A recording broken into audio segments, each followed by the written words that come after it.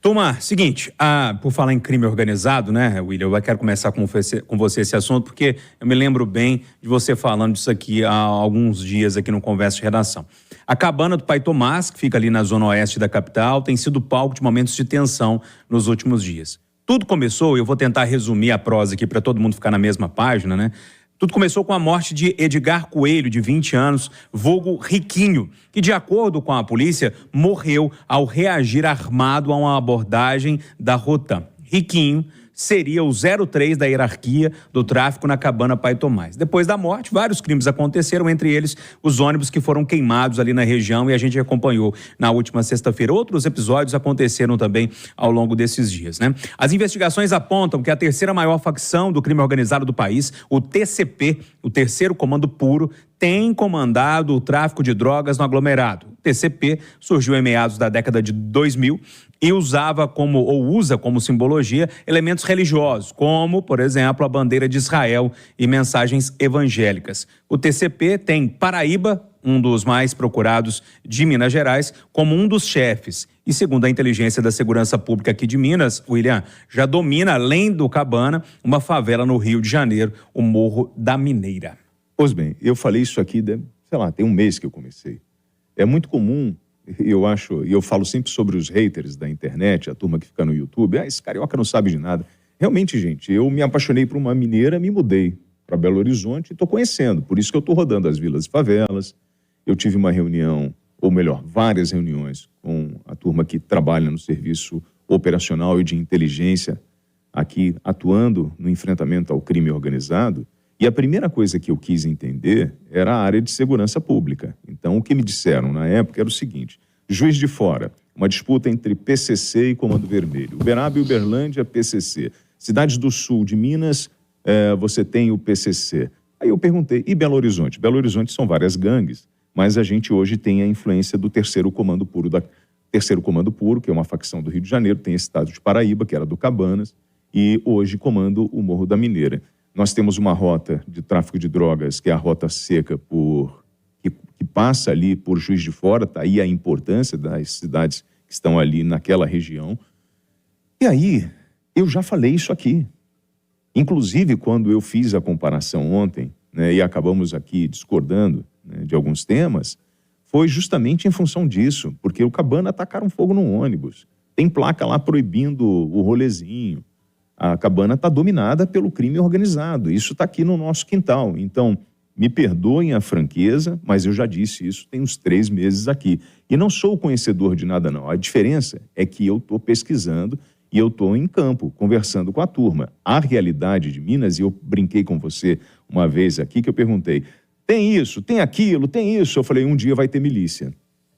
Eu falei isso aqui. E podem esperar. A situação em Minas, a gente tem a falsa sensação de segurança, muito em função da capacidade técnica de enfrentamento desse muro de contenção que é a Polícia Militar, que hoje já repensa muito em função do que aconteceu o ataque ao policial que acabou morto. Nós precisamos rever a atuação na área de segurança pública, porque o crime organizado está fazendo isso e está ocupando seu espaço. Eduardo, eu esqueci de dar os créditos a essa apuração toda que eu trouxe aqui em resumo, inclusive uma matéria que foi ao ar no Jornal da Itatiaia, que é do nosso Renato Rios Neto, que apurou isso tudo, esmiuçou essa história, que traz o Terceiro Comando Puro, que, desculpe a minha ignorância, não conhecia, para o centro desse debate dos problemas que aconteceram ou estão acontecendo lá na cabana Pai Tomás. Eu estive com o senhor secretário, o senhor comandante-geral da Polícia Militar, Rodrigo Piastro, 2 vezes, rapidamente. Mas eu admiro, sabe?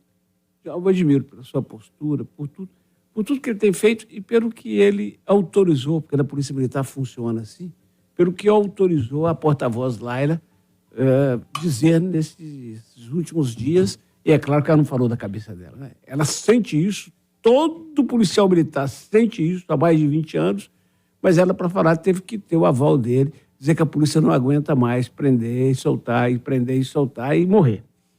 Eu quero aproveitar e pedir a ele que aproveite esse momento de indignação, que se junte ao secretário de Segurança Pública e Justiça, o Rogério Greco, que é um promotor, que é um sujeito do ramo, chame a Polícia Civil, Bombeiro, Polícia Penal, que junte todas aquelas representações que estavam no sepultamento do sargento e peço uma reunião na Assembleia com a presença do Tribunal de Justiça para dizer o seguinte, fala assim, nós ainda não somos o Equador, nós ainda não somos o Rio de Janeiro, mas o Rio de Janeiro está logo ali e São Paulo está logo ali do outro lado.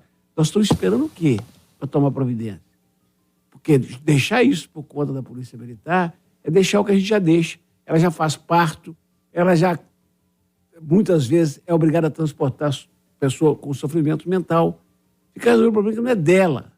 Ela tem que... Alguns oficiais têm que carregar bolsa para político, outros têm que prender 80 velhinhos que estão num bingo, se distraindo, gastando o que é deles. A Polícia Militar já é desviada por um monte de coisa que não é obrigação dela. Agora, ela que tem essas informações, porque tem inteligência, tem que dizer para os senhores 77 deputados, os senhores vão continuar de férias, ignorando tudo, esperando a hora certa para fazer discurso? Senhores 53 deputados federais, principalmente esses que gostam muito da internet, vocês vão ficar esperando o pior acontecer em Minas para fazer discurso? Por que a gente não começa agora a fazer uma discussão séria e permanente da gravidade da segurança pública em cada município mineiro e em cada município do Brasil? Por que a gente não começa agora?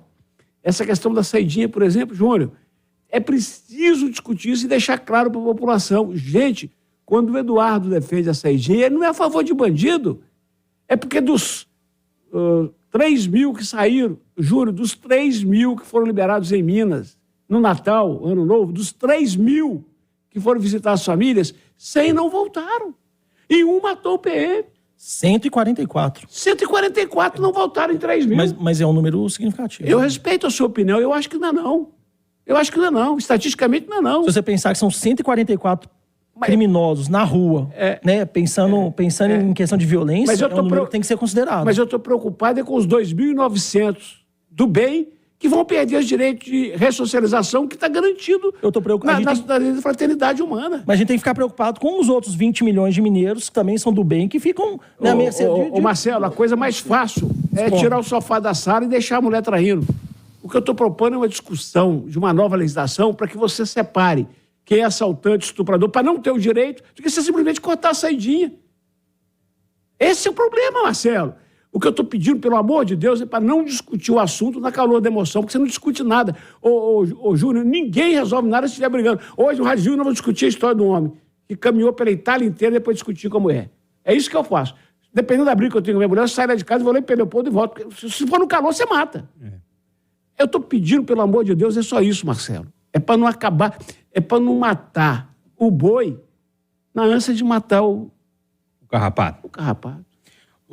Marcelo, já que você está nessa discussão, quero voltar ao cerne da questão, porque a cabana, eu tenho certeza que muitos ouvintes aqui, eu estou olhando para o Acirantão ali, o Acirantão conhece muito bem lá também o bairro, eu frequento, meu sapateiro, Zezinho, quando eu preciso de arrumar alguma coisa, é lá que eu vou, eu moro muito próximo de lá, conheço a padaria, tudo. Então, assim, é um lugar que eu ando com a maior tranquilidade do mundo. E quando o Renato traz essa apuração, trazendo o tal do TCP para o centro dessa discussão, que é uma organização criminosa que está num lugar que é o Rio de Janeiro, que a gente sabe o que acontece lá com o domínio de território, me assusta um pouco. Me parece que a gente está olhando para essa situação toda e não está aceitando que aqui em Minas Gerais a situação está muito complexa a ponto de explodir, entende? Que já chegou até, né? TCP, PCC, CV, daqui a pouco essa turma aí lança um partido político, né? Mas já tem, né? Se já não tem, né? Já está entranhado em todos, né? Em quase todos. Mas, Júnior, assim, parece que é uma coisa que já está escrita, né? Já está escrito e está bem claro que vai chegar. Que esse problema que a gente vê no Rio de Janeiro, se não acontecer alguma mudança rápida, né? Para conseguir, de certa forma, combater, vai chegar aqui, né? Já está chegando e vai chegar de forma mais grave. Agora, o que me impressiona é como que a reportagem da Itatiaia, né? O William trouxe detalhes dessa rota toda, dessa organização toda. Como que todas essas informações estão disponíveis, a gente sabe, né? A reportagem jornalística já descobriu, e como que isso não é combatido até agora. Quer dizer, como que não é combatido de forma definitiva, né? Como parece que são modos paliativos. Então, eu concordo com o Eduardo nessa questão de que precisa, sim, de uma resposta política, né, das autoridades, seja da Assembleia, seja da Câmara, seja do Ministério da Justiça, né, agora comandado aí pelo Lewandowski. Precisa resolver essa solução rápido antes que a situação piore. Ministério Público, Agora, eu volto a falar, Eduardo, eu entendo que que a maioria dos detentos voltaram, né, para a cadeia, só que eu acho que tem que pensar na população de forma geral. 144 bandidos soltos é um número muito grande. Vamos deixar essa discussão da saidinha para a gente terminar outro dia. Eu queria colocar a Rita no cerne da questão, que é essa questão lá da cabana Pai Tomás. Ô, Rita, para arrematar. Ô, Júnior, eu estou falando isso aqui desde que a gente começou a falar de câmera, da morte do sargento. O que tem que ser feito é uma reforma no sistema. Nós estamos com um problema sistêmico e estrutural. Não adianta a gente ficar discutindo paliativos, porque senão nós já somos o Equador em nível de Brasil. Nós já somos uma amostra do Rio de Janeiro em cada estado. Então é necessário uma reforma. Nós temos que pensar em termos sistêmicos. O Brasil tem que repensar e reformular todo o seu sistema jurídico e com um foco muito grande no sistema penitenciário e na segurança pública. Lembrando que nós temos aí a FICO, a Força Integrada de Combate ao Crime Organizado, coordenada pela Polícia Federal e composta pelas Polícias Civil, Militar, Penal Estadual e Penal Federal. Isso já está em andamento.